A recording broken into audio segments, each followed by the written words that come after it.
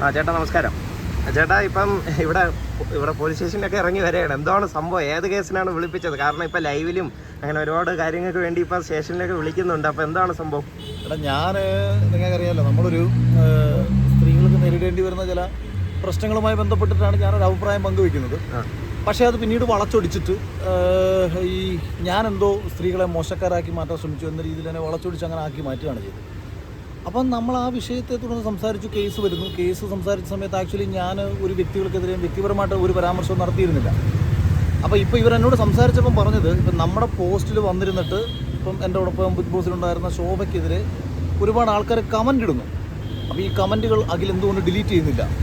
അപ്പോൾ ഞാൻ പറഞ്ഞു, അത് പബ്ലിക്കിൻ്റെ അഭിപ്രായമല്ലേ, നമ്മളിട്ട് ഒരു പബ്ലിക് പോസ്റ്റ് അല്ലേ. അപ്പോൾ അതിനകത്ത് വന്നിട്ട് നമ്മളിപ്പോൾ എന്നെക്കുറിച്ച് എന്തെല്ലാം മോശമായിട്ട് പറഞ്ഞു. എന്നെക്കുറിച്ച് മാത്രമല്ല, നമ്മുടെ കുടുംബത്തെക്കുറിച്ചും എൻ്റെ വൈഫിനെ കുറിച്ചിട്ടും എൻ്റെ അമ്മയെക്കുറിച്ചിട്ടും ഒക്കെ എത്രയോ പേര് മോശമായിട്ട് പറയുന്നുണ്ട്. അപ്പം ഞാനതുകൊണ്ട് ഇതൊന്നും നമ്മളങ്ങനെ വായിക്കാറുമില്ല. എന്നെക്കുറിച്ച് മോശം പറഞ്ഞാൽ ഞാൻ അതിലിട്ടേക്കും, മറ്റൊരാളെക്കുറിച്ച് ഞാൻ ശ്രദ്ധിക്കുന്നില്ല. അപ്പോൾ ഇവർ മെയിനായിട്ട് പറഞ്ഞത്, എൻ്റെ പ്ലാറ്റ്ഫോമിലൂടെ വേറൊരാൾക്ക് അപകീർത്തികരമാകുന്ന കമൻറ്റുകൾ വരുന്ന സമയത്ത് അത് അവിടെ ഇടാൻ പാടില്ല എന്നുള്ള രീതിയിൽ പുള്ളി പറഞ്ഞു. പിന്നെ അതുമായിട്ട് ബന്ധപ്പെട്ട് പിന്നെ കുറച്ച് നമുക്കിതിനകത്ത് ഈ സോഷ്യൽ മീഡിയ വഴിയിട്ടുള്ള ചില സ്ത്രീകൾക്ക് നേരെ നടക്കുന്ന ചില സൈബർ ബുള്ളിങ്ങിൻ്റെ പൊതുവിഷയങ്ങളെക്കുറിച്ച് ഒരുപാട് പെൺകുട്ടികൾക്കെതിരെ ഒരുപാട് സ്ഥലത്ത് ഇത്തരം സൈബർ ബുള്ളിങ് നടക്കുന്നുണ്ട്. എനിക്കും അതറിയാം. കാര്യം നമ്മുടെ തന്നെ ബിഗ് ബോസിലുണ്ടായിരുന്ന മറ്റുള്ള പലർക്കെതിരെ നടക്കുന്നുണ്ട്. അപ്പോൾ നിയമം മൊത്തം മാറി. പിന്നെ ഞാനിത് പേഴ്സണലി ഞാൻ പലരോടും പറയുകയാണ്. ഇപ്പോൾ ഇവിടെ നിന്ന് കിട്ടിയ ഒരു ഇൻഫർമേഷൻ പ്രകാരം അത് ഞാൻ നിങ്ങളോട് പങ്കുവയ്ക്കുകയാണ്. സ്ത്രീകൾക്കെതിരെ ഒരാൾ വ്യക്തിപരമായി പരാമർശിച്ചുകൊണ്ട് ഏതെങ്കിലും ഒരു ഓൺലൈൻ മാധ്യമത്തിലൂടെയോ സ്വന്തം പ്ലാറ്റ്ഫോമിലൂടെയോ അവരുടെ അഭിപ്രായം പറയുകയും അതിന് അടിയിൽ വന്നിട്ട് അതിന് വളരെ മോശകരമായ രീതിയിൽ കമൻ്റ് ഇടുന്ന നിരവധി ആൾക്കാരുണ്ട്. ഈ കമൻറ്റ് കൂടി ഇവരെ ബാധിക്കും. പണ്ട് നമ്മൾ പറയുന്നത് വാട്സപ്പ് ഗ്രൂപ്പിൽ പ്രചരിക്കപ്പെടുന്ന വാട്സപ്പിൻ്റെ അഡ്മിനെതിരെ കേസ് വരുമെന്ന്. അതേ ബാധ്യത നിങ്ങൾക്കുണ്ടാകും. അതായത് നിങ്ങളിടുന്ന ഒരു പോസ്റ്റിൻ്റെ അടിയിൽ മറ്റൊരാളെ മോശകരമാക്കി ചിത്രീകരിക്കുന്ന കമൻറ്റുകൾ വരികയാണെന്നുണ്ടെങ്കിൽ പോലീസിന് നിങ്ങൾക്കെതിരെ കേസെടുക്കാം. നിങ്ങളുടെ മൊബൈൽ ഫോണുകളായാലും ലാപ്ടോപ്പായാലും പിടിച്ചുകൊണ്ട് പോകാനുള്ള റൈറ്റ്സ് ഉണ്ട്. അപ്പോൾ എനിക്ക് ആക്ച്വലി ഈ കമൻറ്റുകളെ കുറിച്ചുള്ള കാര്യം എനിക്കറിയില്ലായിരുന്നു. അപ്പോൾ അതൊന്നും നമ്മുടെ IPC ഈ പറഞ്ഞ നിയമങ്ങൾ മുഴുവൻ മാറി. പുതിയതായിട്ട് നമ്മൾ ഇന്ത്യൻ പീനൽ കോഡിലും ഒരുപാട് കാര്യങ്ങൾ നിയമത്തിലൊക്കെ മാറ്റം വന്നു. അതിൻ്റെ ട്രെയിനിങ്ങും കാര്യങ്ങളും നടന്നുകൊണ്ടിരിക്കുകയാണ്. അതൊക്കെ തന്നെ ഇന്ന് സത്യത്തിൽ നിന്ന് വന്നുകൊണ്ട് കിട്ടിയ ഏറ്റവും വലിയ ഗുണം അതാണ്. ഒരുപാട് പുതിയ കാര്യങ്ങളെക്കുറിച്ചും സൈബർ നിയമങ്ങളെക്കുറിച്ചും അറിയാൻ പറ്റും. അപ്പോൾ അതൊന്ന് നിങ്ങളും ശ്രദ്ധയിലേക്ക് പെടുത്തുക എന്നുകൂടി ഞാൻ ഈ ഒരു അവസരത്തിൽ പറയുകയാണ്. വേറെ പ്രത്യേകിച്ച് പിന്നെ വേറെ എന്തെങ്കിലും ചോദിക്കേണ്ട ഇപ്പം എന്തോ മൊബൈലും പിടിച്ചുകൊണ്ട് എല്ലാവരും വന്ന് വീഡിയോസ് കാര്യങ്ങളും അതൊരു വൈകാരികമായ പ്രതികരണമായിട്ട് മാത്രം കണ്ടാൽ മതി. അത് എന്തുകൊണ്ടാണെന്ന് പറഞ്ഞാൽ, ഇപ്പം ഇന്ന് നമ്മുടെ ലോകത്തുള്ള ഏറ്റവും ശക്തമായ ഒരു ആയുധം മൊബൈൽ ഫോണാണ് യഥാർത്ഥത്തിൽ പറഞ്ഞാൽ. കാരണം നമുക്ക് എന്തും ആരോടും പറയാൻ പറ്റും. പക്ഷേ അത് നല്ല രീതിയിലായിരിക്കണം.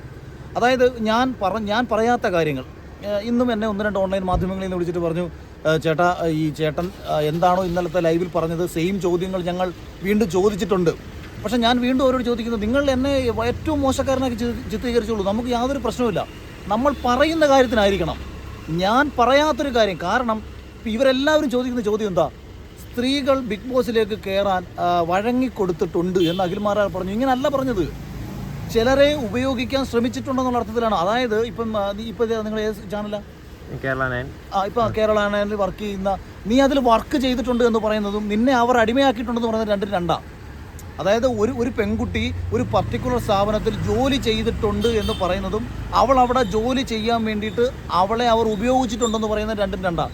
അർഹതയുള്ള ആൾക്കാർ ധാരാളം പേർ കയറിപ്പോണ്ട്, അവർക്ക് പ്രശ്നമില്ല. ബുദ്ധിമുട്ട് അനുഭവിക്കേണ്ടി വന്നവരും ചിലപ്പോൾ ചില ആൾക്കാർ അവസരങ്ങൾക്ക് വരുമ്പോൾ കൈക്കൂലി കൊടുത്ത് കാര്യം സാധിക്കുന്ന ചിലരില്ലേ. കൈക്കൂലി കൊടുത്ത് കാര്യം സാധിക്കുന്ന അവർക്ക് ഒരിക്കലും പരാതി ഉണ്ടാകത്തില്ലല്ലോ. ബുദ്ധിമുട്ട് അനുഭവിക്കുന്നവർക്കൊരു പരാതി ഉണ്ടാകത്തുള്ളൂ. അപ്പോൾ ഇതിനെ വഴിതിരിച്ച് വിട്ടുകൊണ്ട് റേറ്റിങ്ങിന് വേണ്ടിയിട്ടും അല്ലെങ്കിൽ മറ്റൊരാളെ ആക്ഷേപിച്ചു, അതായത് അഖിൽമാരാർക്കെതിരെ അല്ലെങ്കിൽ ഒരു പർട്ടിക്കുലർ വ്യക്തിക്കെതിരെ എന്തെങ്കിലും തെറി പറഞ്ഞിട്ട് ഞങ്ങളുടെ റീച്ച് കൂട്ടാം എന്ന് കരുതിയിട്ട് പറയാത്തൊരു കാര്യം പറയുന്ന ആൾക്കാരെയാണ് ഉദ്ദേശിച്ചത്. അതിനെ ഇനി ജനറലൈസ് ഒന്നും ചെയ്യാൻ നിൽക്കണ്ട. പക്ഷേ അത് ഓരോരുത്തരും അവനോ ചിന്തിക്കുക, ഞങ്ങൾ അതാണോ ചെയ്യുന്നത്? ഞങ്ങൾ എൻ്റെ കയ്യിലുള്ള മൊബൈൽ ഫോൺ ഉപയോഗിച്ചുകൊണ്ട്, ഞങ്ങളുടെ കയ്യിലുള്ള ഒരു ഓൺലൈൻ മാധ്യമം ഉപയോഗിച്ചുകൊണ്ട് ഞങ്ങൾ ചെയ്യുന്നത് ജെനുവിനായിട്ടും ഈ സമൂഹത്തിന് വേണ്ടിയിട്ടും നല്ല കാര്യങ്ങളാണ് എന്ന് ചിന്തിക്കുന്ന എല്ലാവരോടും അഭിമാനവും അവരോട് 100% ഐക്യദാർഢ്യവും. അതേസമയം ഈ കയ്യിലിരിക്കുന്ന മൊബൈൽ ഫോണും കൊണ്ടിട്ട് മര്യാദകേടുകൾ കാണിച്ചും ഏത് രീതിയിൽ റീച്ച് ഉണ്ടാക്കാൻ വേണ്ടിയിട്ടും ആർക്കെതിരെയും പറഞ്ഞു നടക്കുന്ന എല്ലാവന്മാർക്കും ഇന്നലെ പറഞ്ഞ അതേ കാര്യം വീണ്ടും നിലനിൽക്കുന്നു. അതിനകത്ത് യാതൊരു മാറ്റമില്ല. അത് നല്ലതിനു വേണ്ടി പ്രവർത്തിക്കുന്നവർക്കും ഇതിനുവേണ്ടി സമയം ഒഴിഞ്ഞു വെച്ചിരിക്കുന്ന എല്ലാവരോടും 1000 സ്നേഹവും നന്ദിയും ഒക്കെ അറിയിക്കുകയാണ്. അവരൊക്കെ തന്നെയാണ് നമ്മളാക്കി മാറ്റുന്നത്. പക്ഷേ മര്യാദകൾ കൊണ്ട് നടക്കുന്ന ആൾക്കാരെ, അതാണ് ചില ആൾക്കാർ, അവർ കാര്യം മനസ്സിലാക്കുന്നില്ല. ഞാൻ എന്താണ് പറഞ്ഞതെന്ന് കേട്ടിട്ടില്ല അവിടുന്ന്. കാരണം എൻ്റെ അടുത്ത് ഇപ്പോൾ മറുനാടൻ്റെ ഷാജൻ സ്കറിയ പോലും എന്നോട് പറഞ്ഞത്, ഞങ്ങൾ ആ ലൈവ്, അഖിലിൻ്റെ ലൈവ് ഞങ്ങൾ പൂർണ്ണമായിട്ടും കണ്ടില്ല. ചില വാർത്തകൾ വന്നതിൻ്റെ അടിസ്ഥാനത്തിലാണ് അഖിലിനെതിരെ വാർത്ത ഇടേണ്ടി വന്നത്. അപ്പോൾ അതല്ലല്ലോ എൻ്റെ ശരി. ഒന്നുകിൽ ഒരാൾ പറഞ്ഞത് കേട്ടതിന് ശേഷം നിങ്ങൾ വിലയിരുത്തും. ഇനി ചിലർ പൂർണ്ണമായിട്ടും കേൾക്കാത്ത, അതായത് ഒരു 20 മിനിറ്റ് ലൈവാണെന്നുണ്ടെങ്കിൽ അതിനകത്ത് 1 മിനിറ്റ് മാത്രം അടർത്തിയെടുത്ത് വെച്ചിട്ട് ജനറലൈസ് ചെയ്യണം. അതൊക്കെ വളരെ മോശം പ്രവണതയാണ്. ഇപ്പോൾ 2020 വന്ന് ഞാൻ എൻ്റെ സ്റ്റേറ്റ്മെൻറ്റും കാര്യങ്ങളൊക്കെ കൊടുത്തിട്ടുണ്ട്. ഇനിയിപ്പോൾ അതുമായിട്ട് ബന്ധപ്പെട്ട് എന്തെങ്കിലും നിയമപരമായിട്ടുള്ള ആവശ്യങ്ങൾ വന്നാൽ വിളിപ്പിക്കുമെന്ന് പറഞ്ഞു. ടൈം ഫ്രെയിം ഒന്നും പറഞ്ഞിട്ടില്ല. രണ്ടായാലും എല്ലാവരോടും സ്നേഹം. എത്ര മണിക്കൂർ ഏകദേശം? അല്ല, അതൊരു 3-3.5 മണിക്കൂറോളം നമ്മളവിടെ അത് ഫുൾ ഒരു സ്റ്റേറ്റ്മെന്റ് എടുക്കുന്നതിന്റെ ഭാഗമായിട്ട് മൊത്തത്തിൽ നമുക്ക് അത്രയും എനിക്ക് തോന്നുന്നു. ഞാൻ വന്നത് 3 മണിക്കാരെന്ന് തോന്നുന്നു. 10 മണി 6 കാണുന്നില്ല. ഇൻസ്റ്റാഗ്രാമിൽ വേറൊരു പോസ്റ്റ് ഇട്ടിട്ടുണ്ട്, അതിലൊരു കോൾഡ് ഓഡിയോ റെക്കോർഡ്. അത് ഫേക്ക് ആണോ? അത് നിങ്ങൾ അന്വേഷിച്ച് നോക്കുക. അത് ഒറിജിനൽ. അത് അദ്ദേഹം അവിടെ വർക്ക് ചെയ്യുന്ന ഒരാളാണ്. അപ്പോൾ അതെന്നെ വിളിച്ചത് മെയ് 9-ാം തീയതിയാണ് ഉച്ചയ്ക്ക്. അതായത് ഞാൻ ഈ ബെൻസ് എടുക്കുന്ന ദിവസം. ഞാൻ ഇത് എടുക്കുന്നത് 3 മണിക്ക് എടുക്കാൻ പോകുന്നത്. 2:30-ക്കാണ് എനിക്ക് കോൾ വരുന്നത്.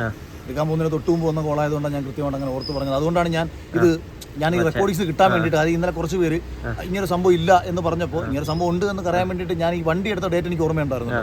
അത് വെച്ചിട്ട് ഞാൻ തപ്പി ആ ടൈമിങ്, കാര്യം വണ്ടി എടുക്കാൻ ഇറങ്ങുന്നതിന് തൊട്ട് മുമ്പാണ് എനിക്ക് കോൾ വരുന്നത്. അങ്ങനെ ഞാൻ എടുത്തിട്ടാണ് ഇന്നലെ എൻ്റെ റെക്കോർഡിങ്സിന്റെ ആദ്യത്തെ 1.5 മിനിറ്റ് ഞാൻ ഇട്ടത്.